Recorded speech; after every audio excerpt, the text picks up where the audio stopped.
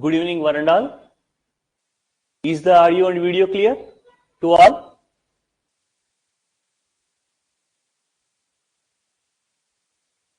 Say.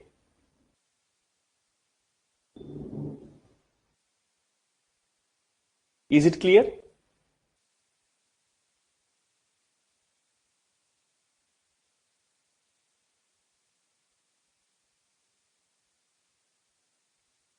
Yes or no? Yeah, thank you. So let us begin our today's session on the new concept, that is rings, which is the second part in abstract algebra. So far, we have discussed with the concept of groups.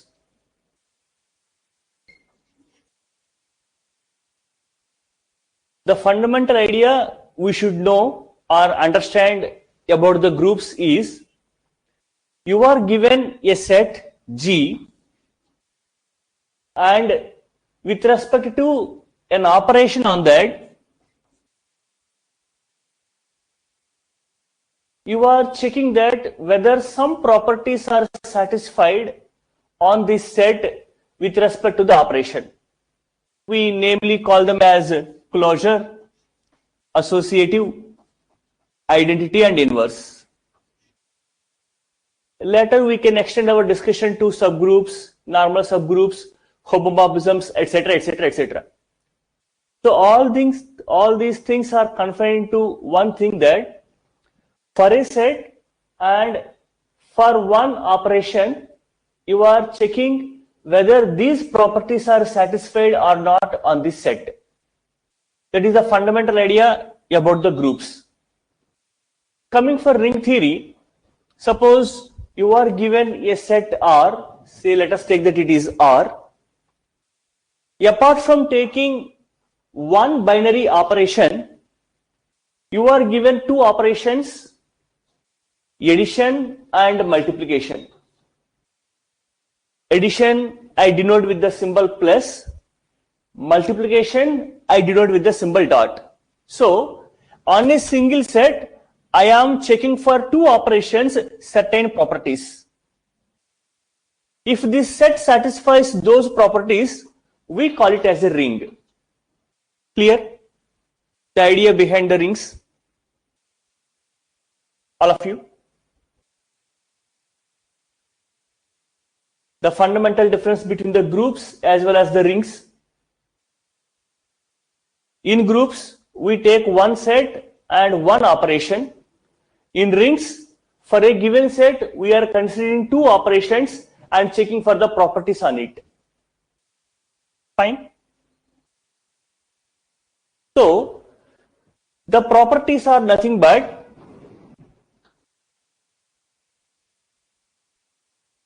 with respect to the operation plus, the set must satisfy 5 properties. So it must be an abelian group.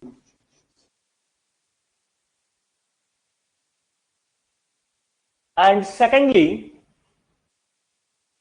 with respect to the operation multiplication, it must satisfy 2 properties. So it must be a semi-group. And third property, we call it as distributive loss.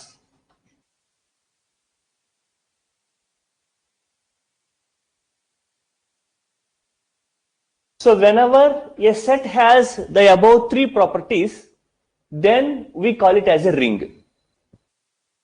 And what is meant by distributive loss? It is very simple. Whenever you take 3 elements in the set R, it must satisfy A dot B plus C is equal to A dot B plus A dot C, and A plus B dot C equal to A dot C plus B dot C. So these 2 properties, we call them as distributive loss. Here, the second operation dot is left side of the bracketed expression, so we call it as left distributive law. and this is on the right side of the bracket. So we call it as right distributive law. So remaining properties we have known already. What is meant by abelian group and what is meant by semi-group, you know them already. So in a short note, we can understand that the total number of properties satisfied by the set R is 9.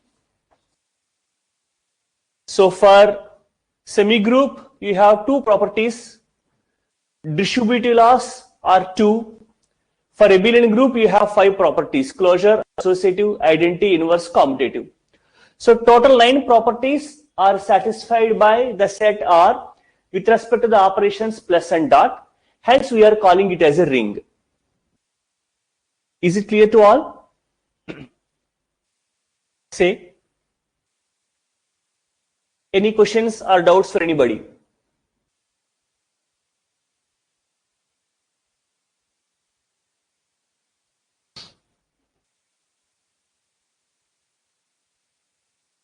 Any questions, any doubts with regard to the definition?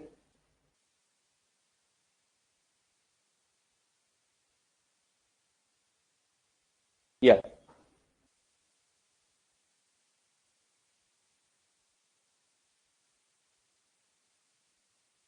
First of all, please take a note of this.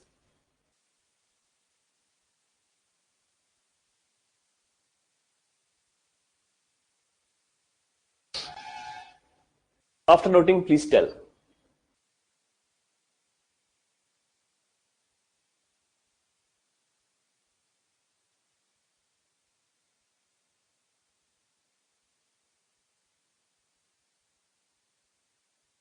Have you noted these points?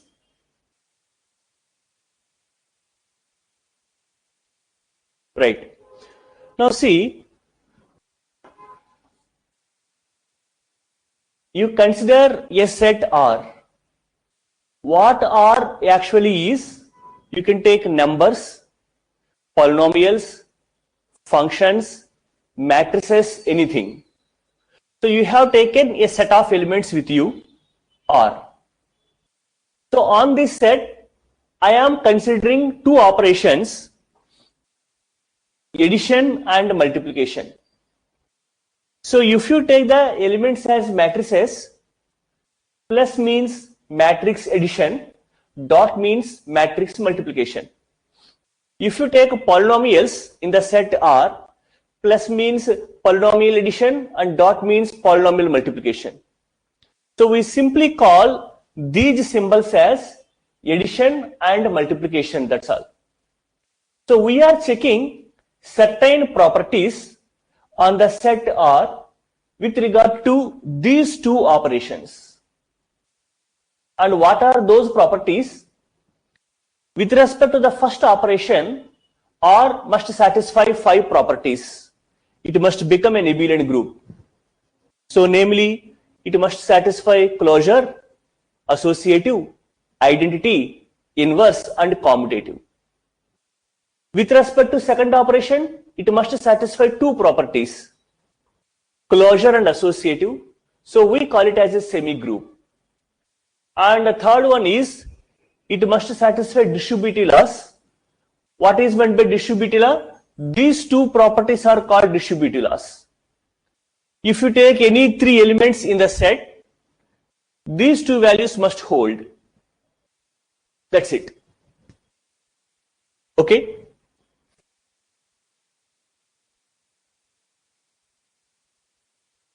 Are you fine now?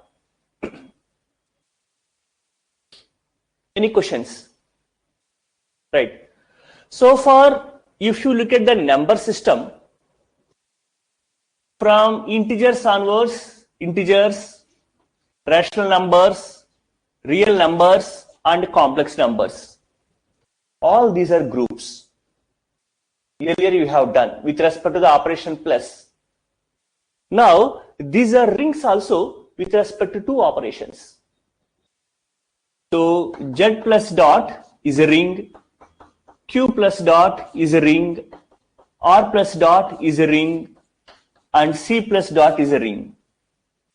We call it as an algebraic system because you have taken a set, it is equipped with two binary operations, namely addition and multiplication. So with respect to these two operations, you are checking this set whether it holds the total 9 properties or not. That was the idea. So far you have different names in group theory, like subgroups, normal subgroups, homomorphisms, etc. The same kind of things we are going to come across here again. So if you understand the basic logic of group theory, then it is very comfortable for you to follow the logic of ring theory. In fact, it is very easy to follow. Apart from group theory, solving questions or problems is very easy in ring theory. And now let us take some other definitions based on this ring.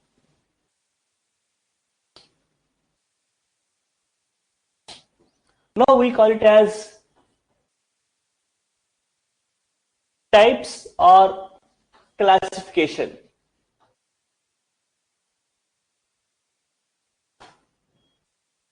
Now, since the second operation, which is multiplication, is just satisfying two properties over the set.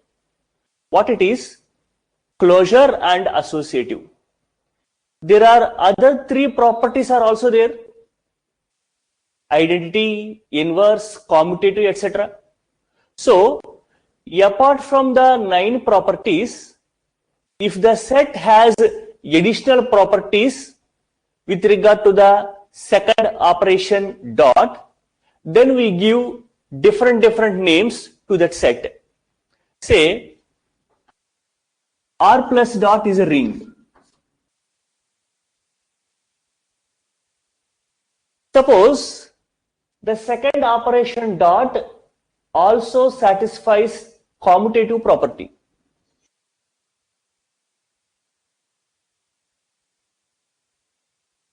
That is, AB is equal to BA for all AB belongs to R. Then we call this ring as commutative ring.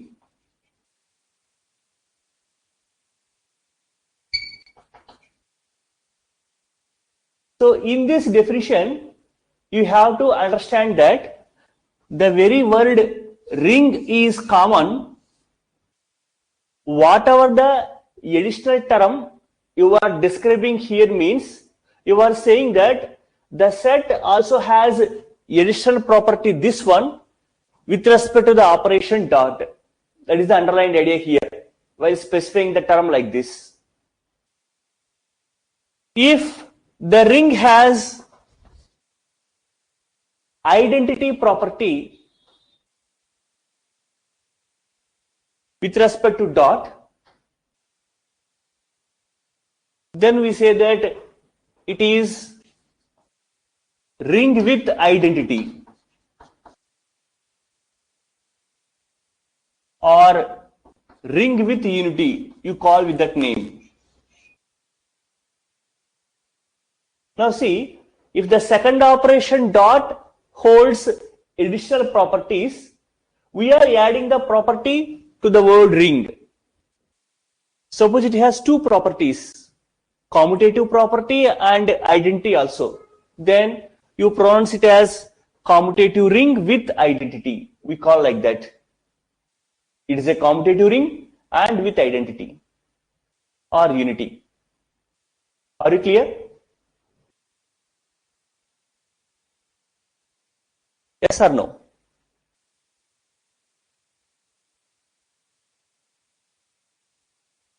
Are you getting any confusion with regard to these definitions, say?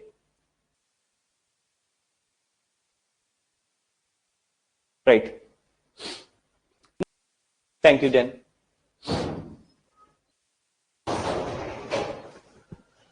So, ring with identity or ring with unity is nothing but a set having identity element with respect to the second operation dot. Based on this operation dot, we are giving different names to it. And you have inverse properties also there. So this operation dot also possesses inverse. So what I am saying, it is a commutative ring with unity and inverse property. Generally, we calculate inverse for non-zero numbers. Then this whole thing we call it as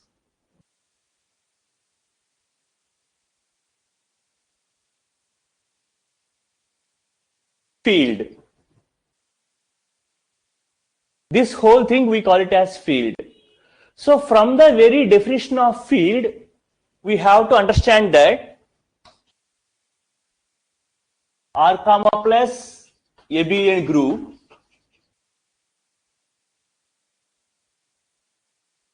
R comma dot abelian group and distributive loss hold.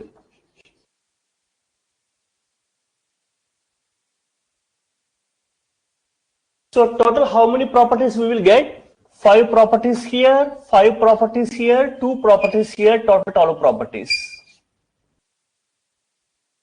So whenever a set is given to you and it is asked that whether it is a field or not, you need to verify all these 12 properties on this set with respect to the operations defined on it. So a commutative ring with unity and every non-zero element has multiplicative inverse is called as a field. Now what happens in this definition, if you remove the word commutative, that is, it is just a ring with unity and every non-zero element has multiplicative inverse. So it is one property short of becoming a field. That's why we call it as skew field. Another name for it is division ring.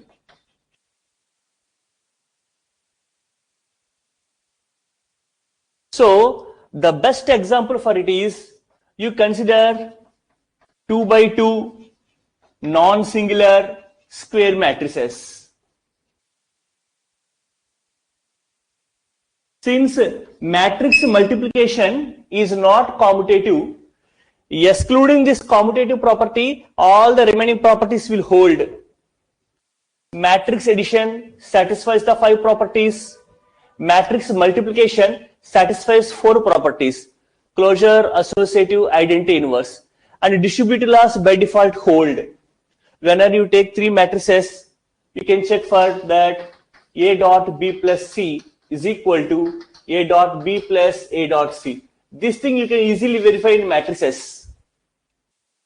So if you consider the set of all 2 by 2 square matrices which are non-singular, it is a field over the real number system.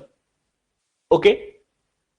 The example for skew field or division ring is that.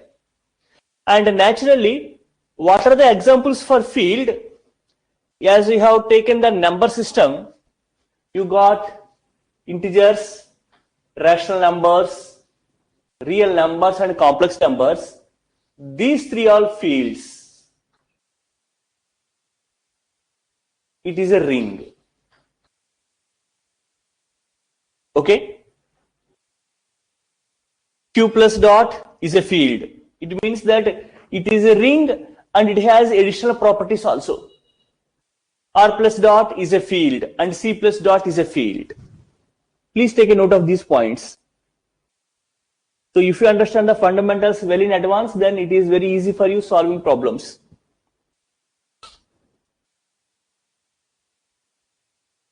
After noting, please tell.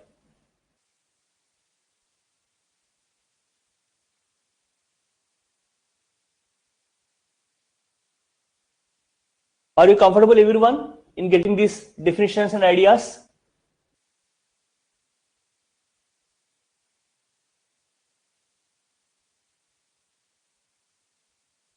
Right? So you know about the cancellation laws in groups. The same cancellation laws are also applicable here. Here you need to understand one thing, that while discussing about groups, we simply understand that on a set, with respect to one operation only, you are checking for the properties. And coming for rings, we have to understand that on the same set, you have taken two operations and checking for the properties. That's it. That is the main difference between groups as well as rings. Okay? And then let us take small example that you take the set Z5 plus 5 and into 5. So here plus is addition modulo 5, dot means multiplication modulo 5, and the set is taken as 0, 1, 2, 3, 4. Now the question is, or let us take another simple example, that you take Z6. We take this example also. Z6 plus 6 into 6. Here Z6 is nothing but the set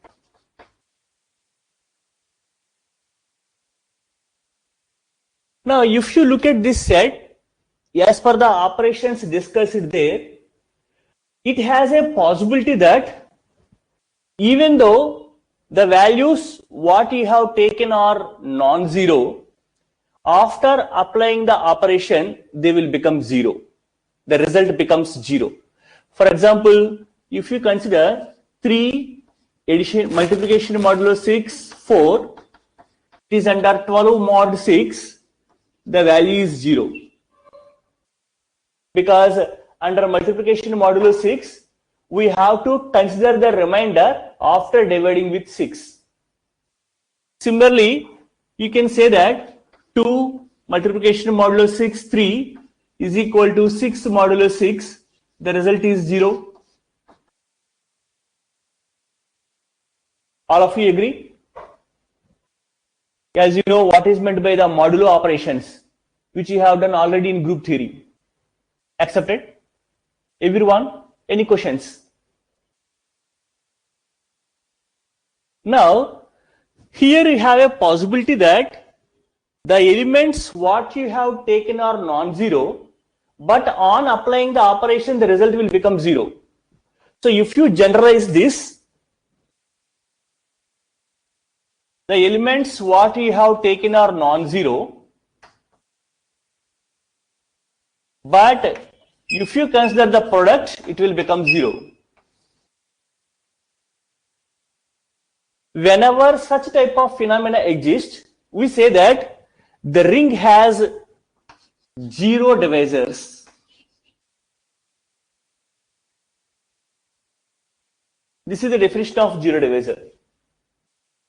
And coming to this set, it has no 0 divisors.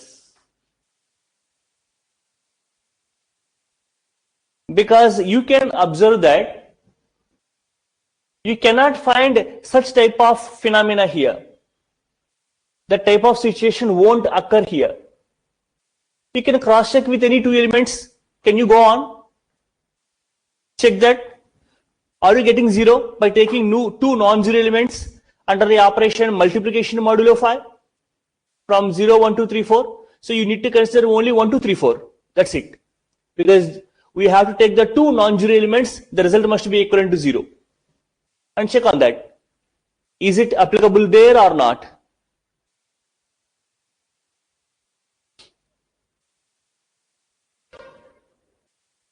Are you getting 0 for any two non-zero values in that set where the operation is taken as multiplication modulo 5? Take your own time and check.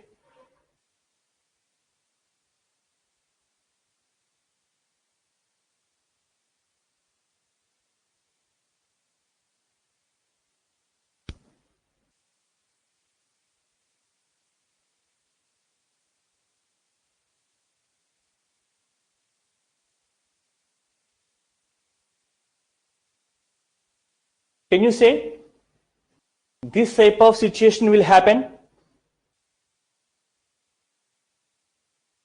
So here I say that you have to take the elements in the set only, and we check for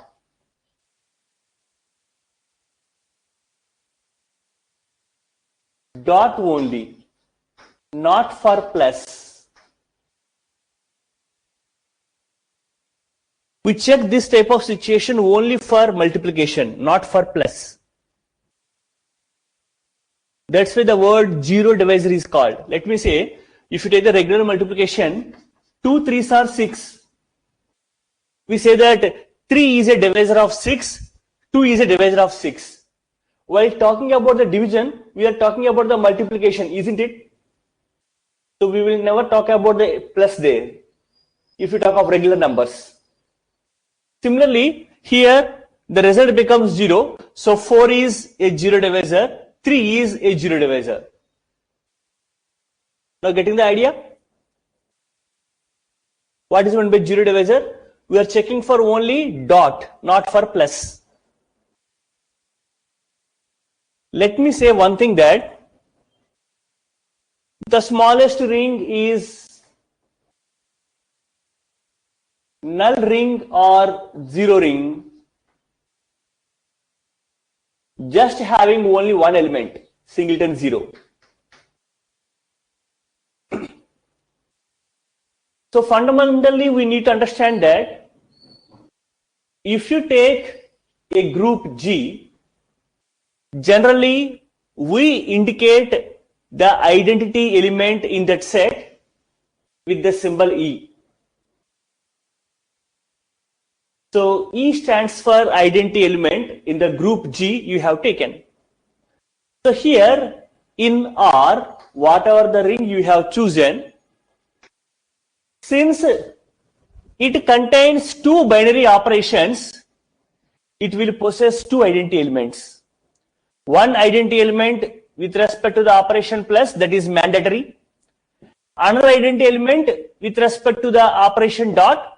Whenever you say that it is a ring with unity, in that situation you will have the identity element with respect to second operation.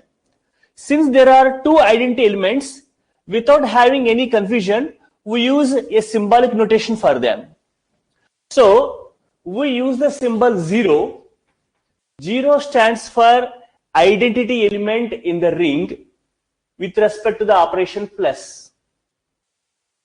1 stands for identity element in the ring with respect to the operation dot. So generally 0 means, you need to understand that it is not simply a 0. It is the 0 element in the ring for the operation plus. For without having any doubt, if you take set of all matrices, say you have taken all 2 by 2 square matrices. So 0 stands for 0 0 0 0.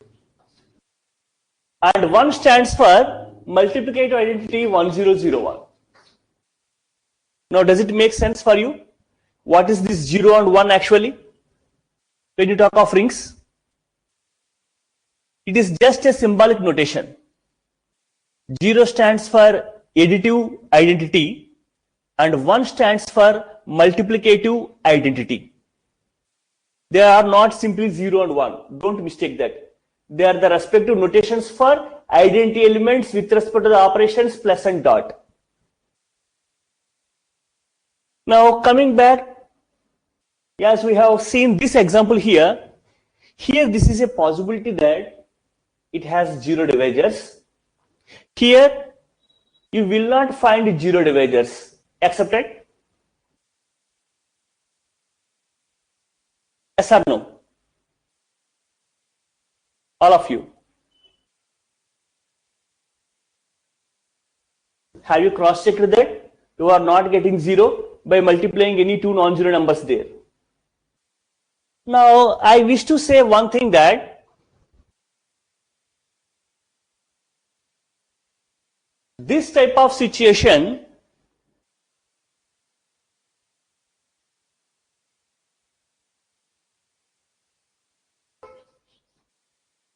no zero divisors will happen for fields.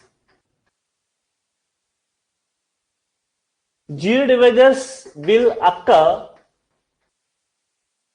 in rings. So in rings, you can find zero divisors. In fields, you cannot find zero divisors. That you take a note of it. Now, there are certain rings which are not fields, but they don't have zero divisors. Those things we call them as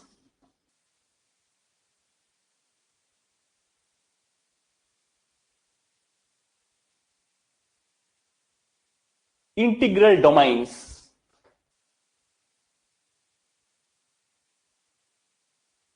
So the very word integral domain gives that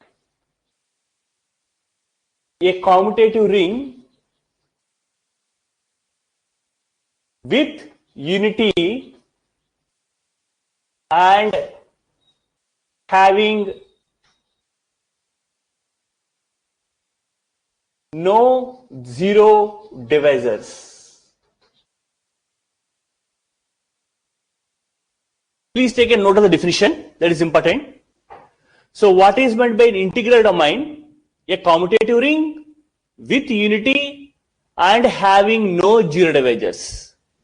If you simply want an example, it is very simply that z plus dot, q plus dot, r plus dot, c plus dot, complex numbers. All these are rings as well as integral domains. So the last three are fields and also integral domains.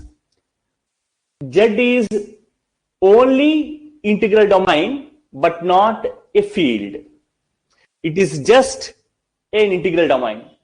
These three are integral domains as well as fields, because this type of situation you cannot get in these sets if you check for the numbers.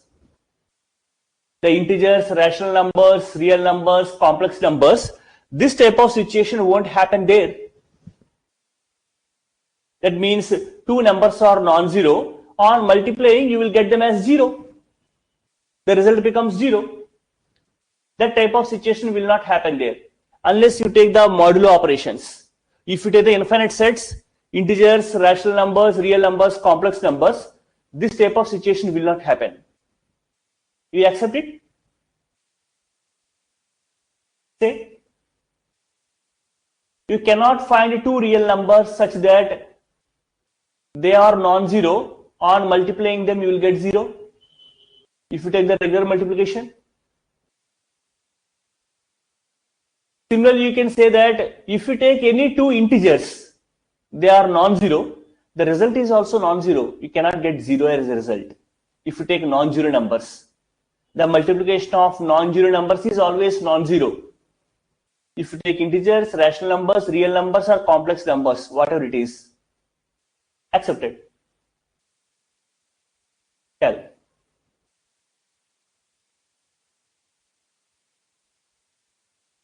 Yes or no?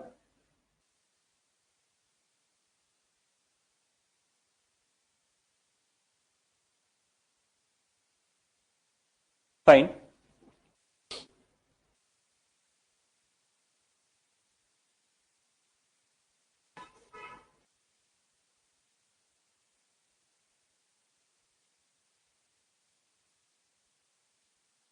So another interesting thing we need to have is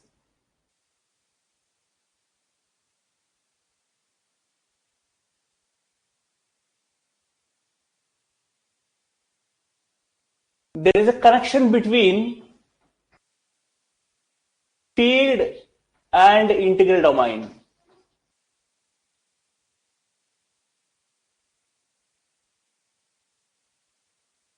So the best example for it is,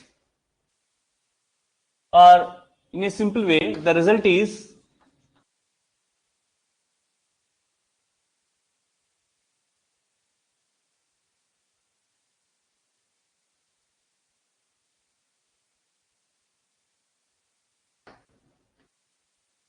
every field is an integral domain, and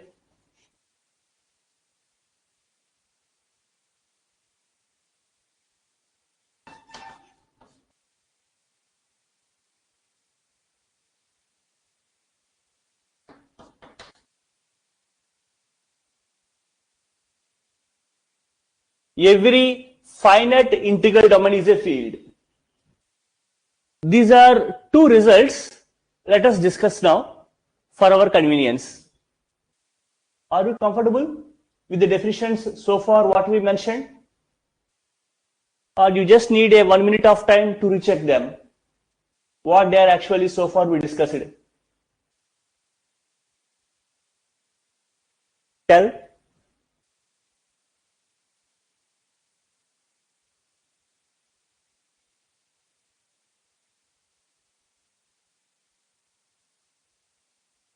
So let us take the first result.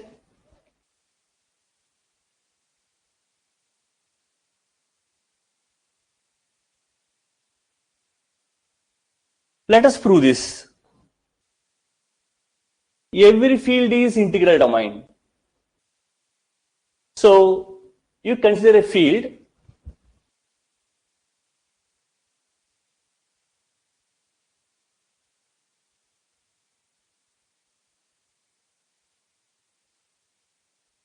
So from the very definition of field, it means that it is commutative ring with unity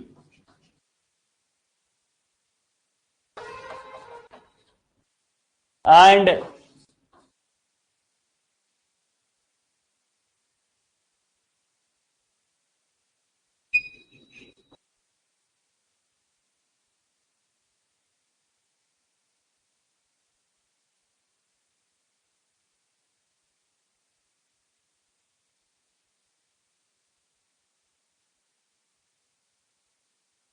this is the definition of field. Please check. So you have to prove that F is an integral domain. So what does it mean? Integral domain means it is a commutative ring with unity and no zero divisors.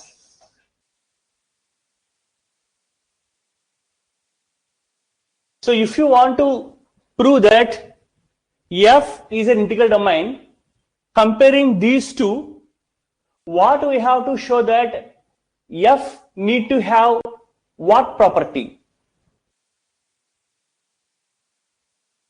F need to have what property to show that F becomes integral domain? Can you say?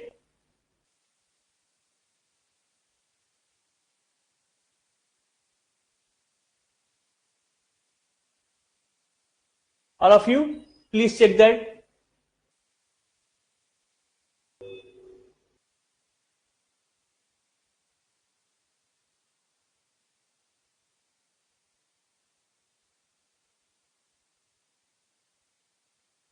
Check the property of field, check the property of integral domain. What we have to show? F need to satisfy what property so that it will become an integral domain?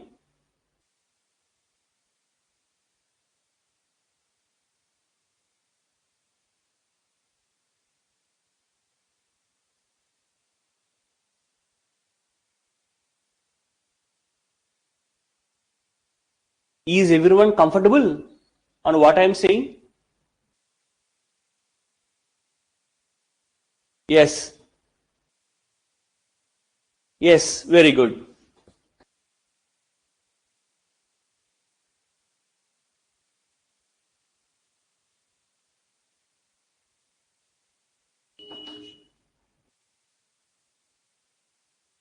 As observe, commutative, commutative, ring, ring, unity, unity.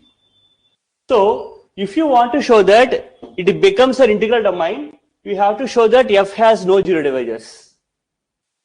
If you have proved that, it becomes an integral domain. So Please understand, here zero divisors means the numbers are non-zero. On multiplying, the result is zero. That we need to understand. Please observe that.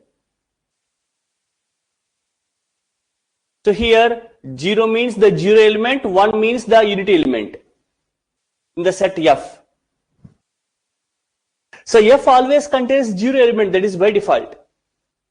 So in order to show that F has no zero divisors, you have to say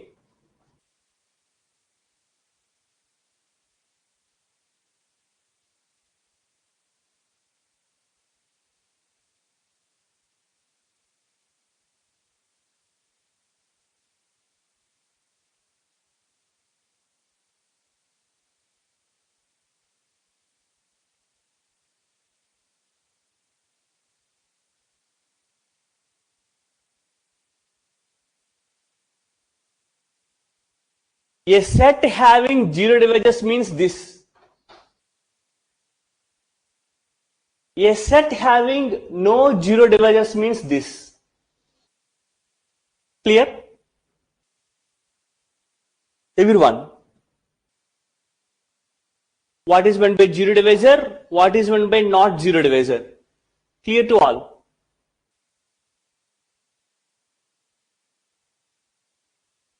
So we have to show this thing.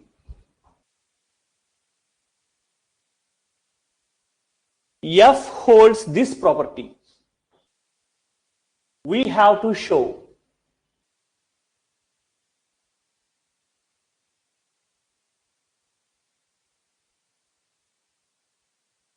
So if you want to show a statement, it is enough if you have shown that accepted. Apart from showing this, we can show like this, accepted. Everyone. Say, these two are equivalent, right?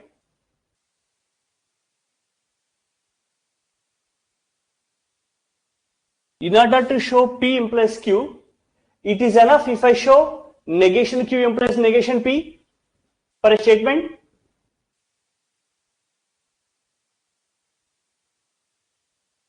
So let us feel that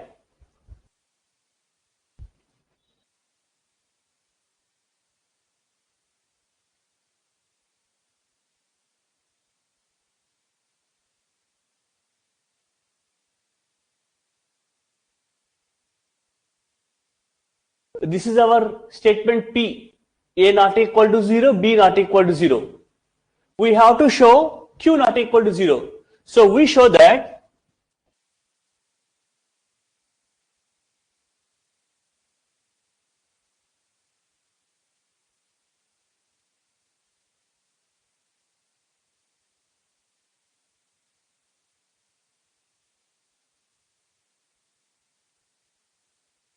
accepted.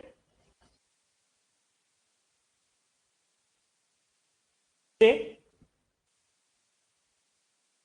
that I am going to follow now. Now let us go with the solution part.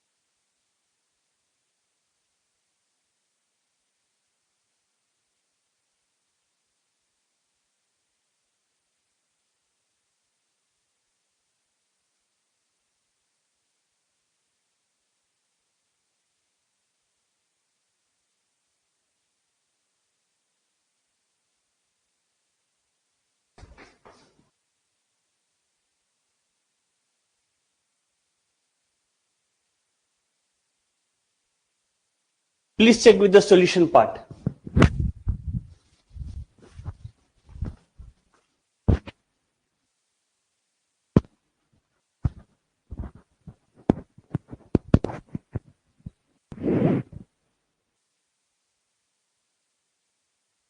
So this is nothing but the solution of the problem.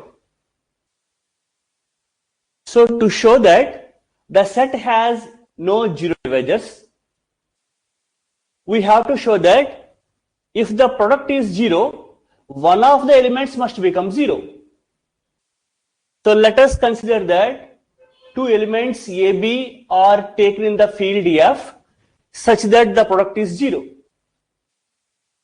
And if you take that A not equal to 0, since it is a field, every non-zero element contains the inverse. So A inverse belongs to F. And what is the property of inverse? A into A inverse gives 1. The identity, multiplicative identity is 1. So for this relation, on both sides, you multiply with A inverse. So 0 into anything is nothing but 0. So here you apply associative property. So A inverse A is nothing but 1. So 1 into B is equal to 0, therefore B is equal to 0. So similarly, you can prove that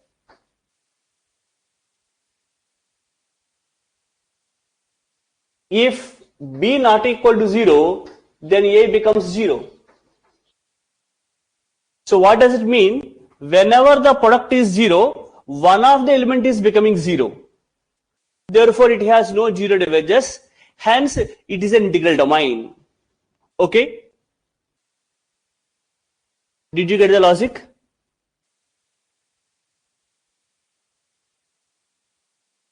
Tell me.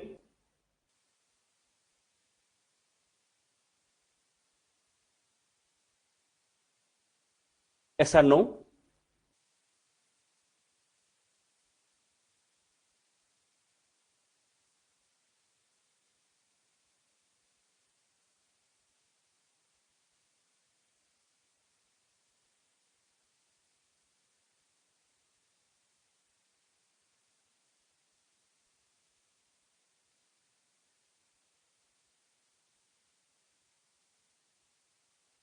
So, while taking the multiplication, we exclude the zero element in general. Because 0 into anything is 0, right? So we exclude 0. For the rest of the things, we verify for that. The invariant property. And please understand, if you take x equal to 0, then by default, 0 into y is nothing but y into 0. Accepted? Because 0 into anything is nothing but 0. So by default, this property holds. So while talking about the commutative, we remove 0. For the rest of the elements, we are checking for this. That is the thing. Now I just want to give one small example. Yes, have you understood this solution? Clear to all? Tell me. Have you noted this? Fine.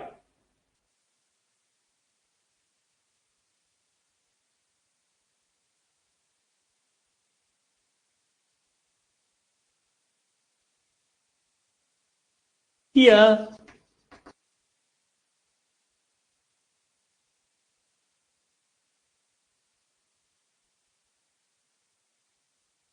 actually this is a field. I have given the task that show that it is a field.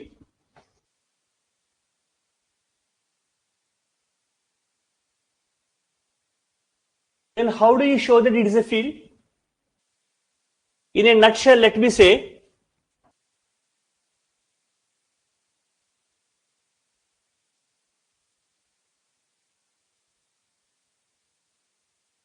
show that it is a group. Then how do you show that it is a group? How do you show that it is a group? Can you recollect the methodology? How do you show that? Actually, the concept of AB inverse is applicable for infinite sets. Just say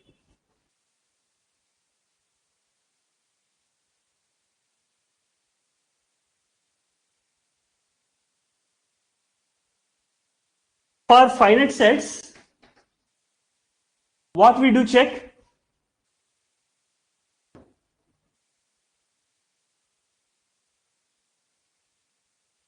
It is applicable for finite sets also, generally which you use for infinite sets, the necessary and sufficient condition for showing that it is a group.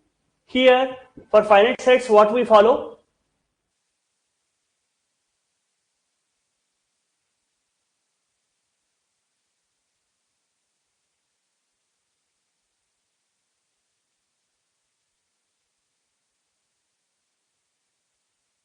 Did you hear this word? Composition table or the Callis table? Can you recollect that? I will give the hint.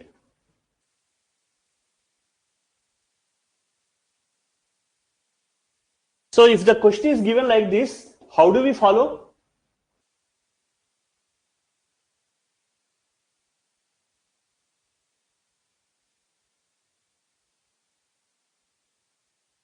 Are you getting the idea? How we are going to construct the table there in group theory? Everyone.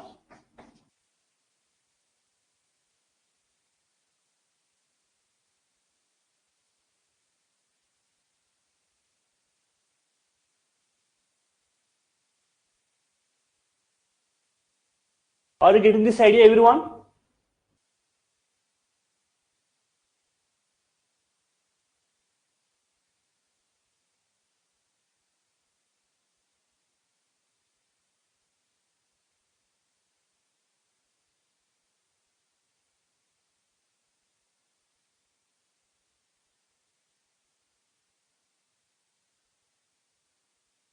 Since the closure property is satisfied, it is a group. You have done some problems on that also. Agree? Now, the fundamental thing you need to understand is, if you talk about groups, it has only one binary operation. So you have calculated one composition table. So if you talk about rings, it contains two operations. You need to construct two tables. This is one table. The other table you are going to construct with respect to the operation multiplication modulo 5. So here we exclude the zero element. And you can check for the values here. Now see, this element 0 is not here. It is not here. Accepted? So, whenever a set is given to you and asked to show that it is a group or field or ring, we follow this kind of technique. So, for two binary operations, with respect to plus, you need to build a composition table where zero element will come. And with respect to second operation, multiplication modulo 5, you are going to build a table where 0 is not there. For the non-zero elements you are doing. Okay? Clear to all? And here, it is a prime number. So always we have to understand that ZP, addition modulo P, multiplication modulo P is a field. You just take a note of this. Always integers modulo P, the set with respect to the operations, addition modulo P and multiplication modulo P is always a field. Take a note of that. Are you?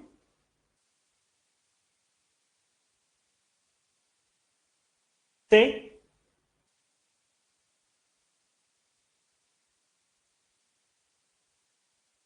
Right. Now let us do something interesting.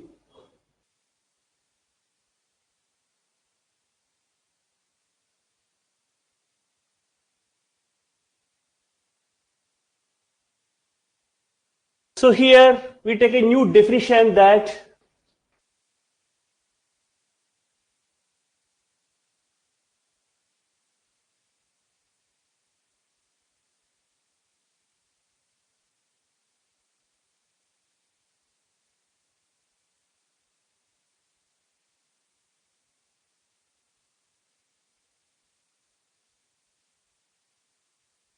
Boolean ring, idempotent element, nilpotent element. Initially, ring theory contains a lot of definitions. So after the completion of first concept, you will have very less number of definitions. Initially, we will have more number of definitions. Slowly, we reduce the number. So every question is based on definition only. There is no need to do something special on it. So compared to this thing, idempotent element, what is meant by an idempotent element? Very simple. If you take the ring R, there exists an element A such that A square equal to A. So such element is called as idempotent.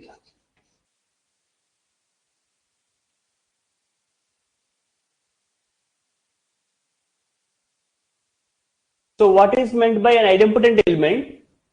If there is an element A belongs to R such that A square equal to A. So that element A, we call it as an idempotent element. And what is meant by Boolean ring? If every element is idempotent.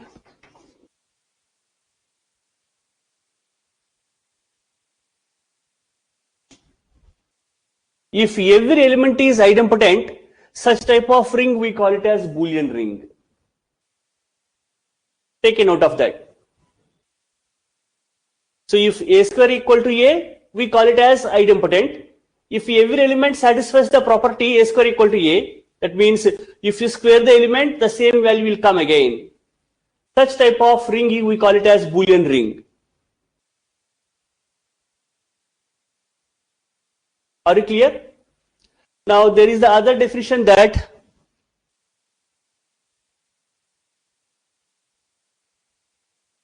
nilpotent element. So what is meant by nilpotent element means if you take a ring and you take A belongs to R, generally A is not equal to 0. So you keep on raising powers. At a power, if you get 0,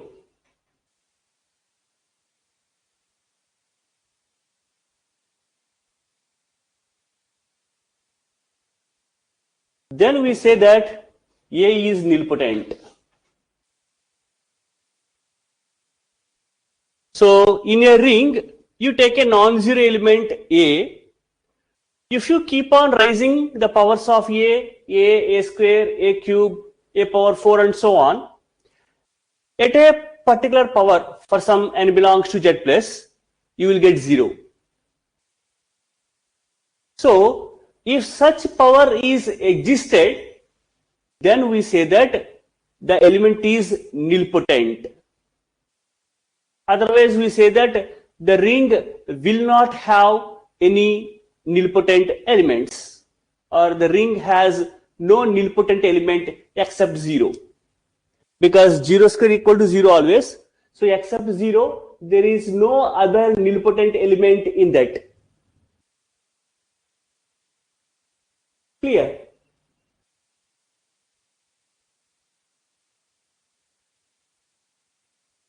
Are you clear?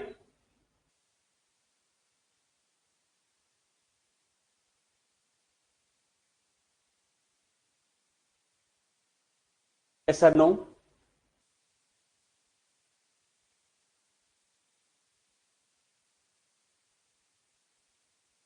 Right.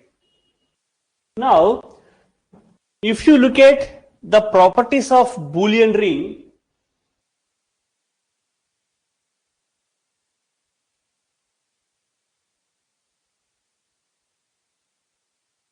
so the properties of Boolean ring, if you consider,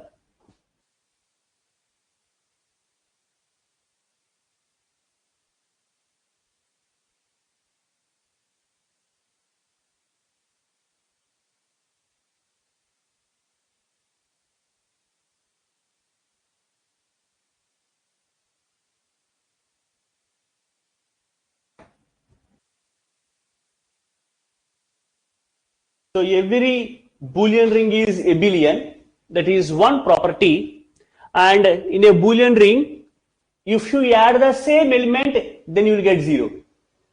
That is true. By adding the same elements only, you will get 0. Right? Now, let us look at the solution for it. I will write the solution, then you can understand.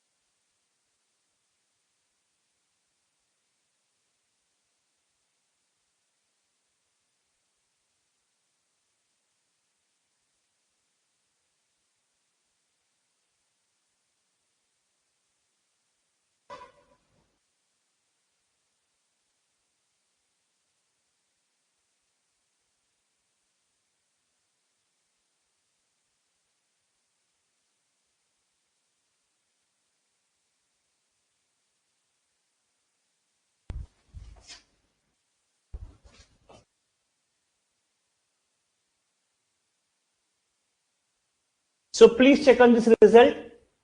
If you have any queries, you can ask.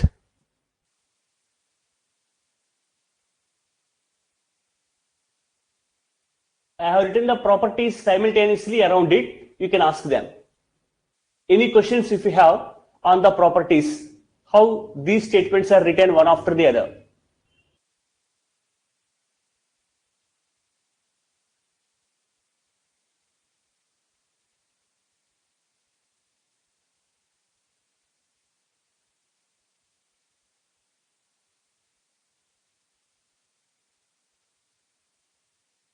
After noting, please tell.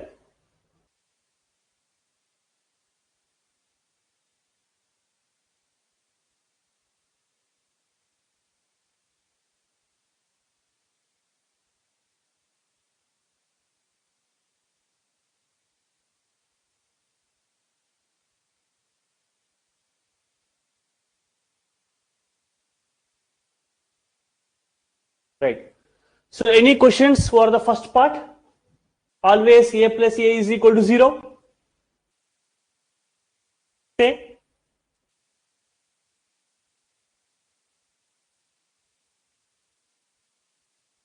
Fine. So let us go with the second part, that Boolean ring is abelian. So we have to show that AB is equal to BA. Let us go for it.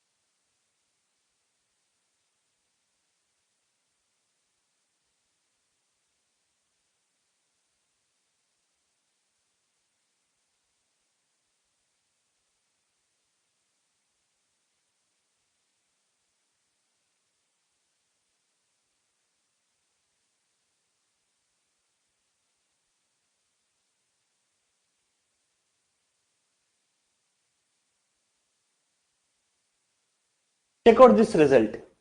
It is also a simple one. On seeing, you can get the idea. There is no special explanation required. This is left cancellation law and right cancellation law. Here, A is the leftmost element, B is the rightmost element. A square is nothing but A and B square is nothing but B because you have taken the Boolean ring. Okay? Are you clear? Take a note of that.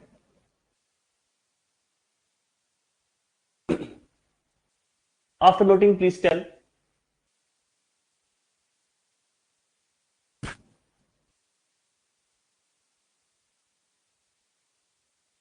No, not required. Abelian ring means it is just commutative. You need to verify the unity element and the inverse property also there.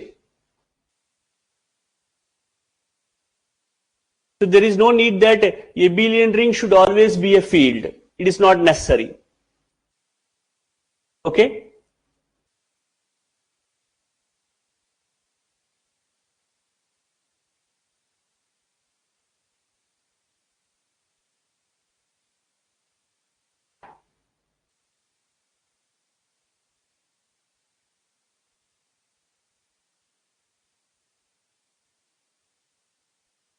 I will say one small example that as per our question is consider.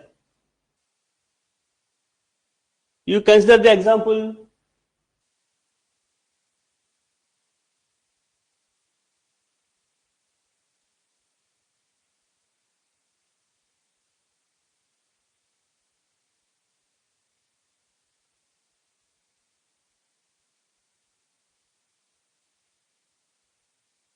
So while multiplying, you will get the values as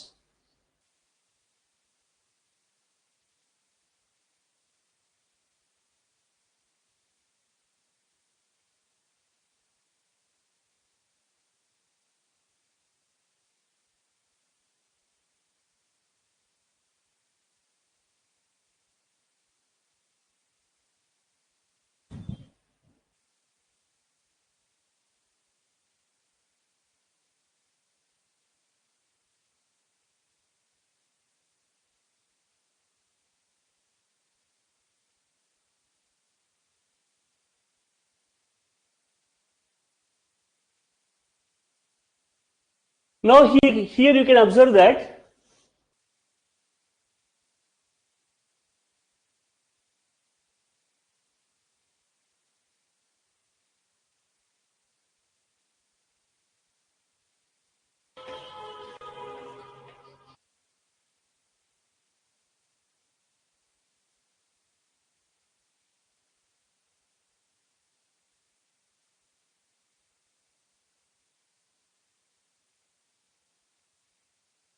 please observe that.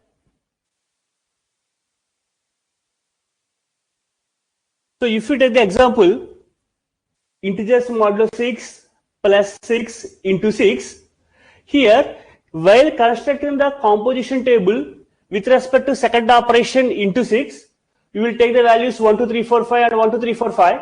So on building this, you can observe that the row is equal to corresponding column, so it is an abelian ring. You can observe that.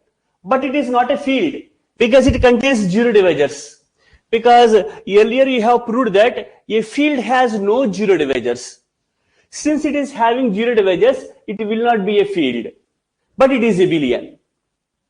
And as our friends asked that AB plus BA equal to 0, here we need to understand that whenever you add same values, then only you will get 0. That is the concept of Boolean ring. If you add the same values, then only you will get 0. Otherwise, you will not get 0. I mean, it has the possibility, but in Boolean ring, you will get 0 when the elements are same. Right? Since by adding these two values, you are getting 0 means these two must be equal. So AB is equal to BA. It should be obvious. You will not get something different. That is the idea behind it. So whenever you add same value, then only you will get 0. So for all x plus x is equal to 0 always. That is the thing. So you are getting 0 means it must be the same element. You have not taken something different. In other words, you can say a plus b is equal to 0 means a is equal to b. You say like that. A plus b is equal to 0 means a is equal to b. You take like that.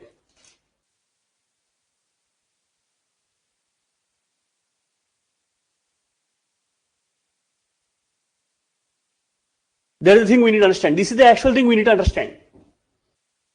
Whenever sum of two values gives 0, it is always equal to b. This is also you can prove on your own.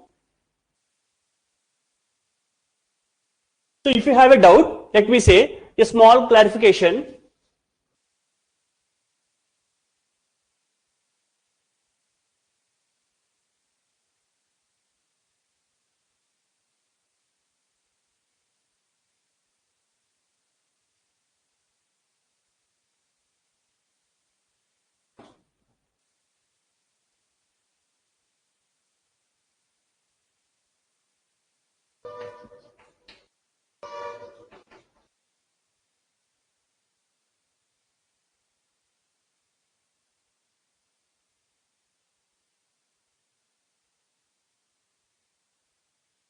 Please take a note of that. In a Boolean ring, always a plus b is equal to 0 implies a is equal to b. So if you take that a plus b is equal to 0, since you know that always a plus a is 0, so in place of 0, I will take a plus a gets cancelled, you will get a is equal to b. Okay? Clear now? So this result is used here to say that a is equal to b, hence this will come. Any other queries for anybody here? Please tell.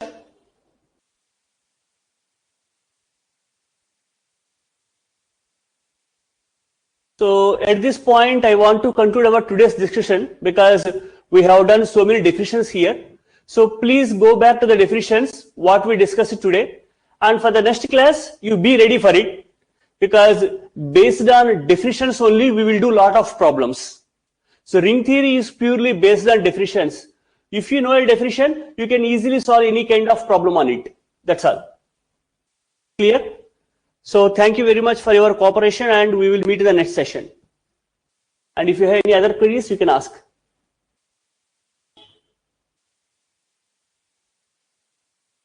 So compared to groups, is it somewhat comfortable in getting the idea? Rings? Or it is also looking like that? Yes, commutative ring, abelian ring, both are same. Because commutative property is nothing but abelian property. So integral domain is nothing but, I will write the distinction between these two.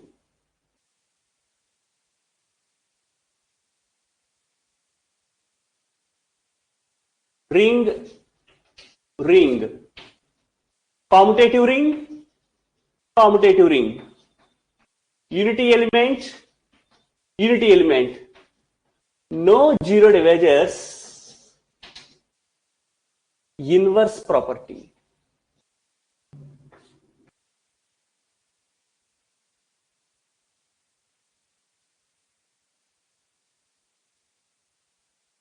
This is the main thing you need to understand between integral domain and field. It must be a ring, it must be commutative, it has unity element with respect to dot, and it has no zero divisors. It will not contain zero divisors. For field, it is a ring, it is commutative, it has unity element, it has inverse. If you take any non-zero value, it has inverse. It also contains no zero divisors. That's all. Okay? Clear?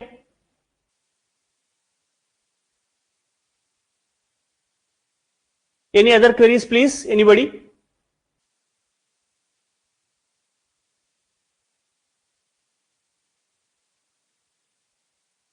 Any other questions, doubts? Any concepts you want to elaborate? on today's class? If not, then we close.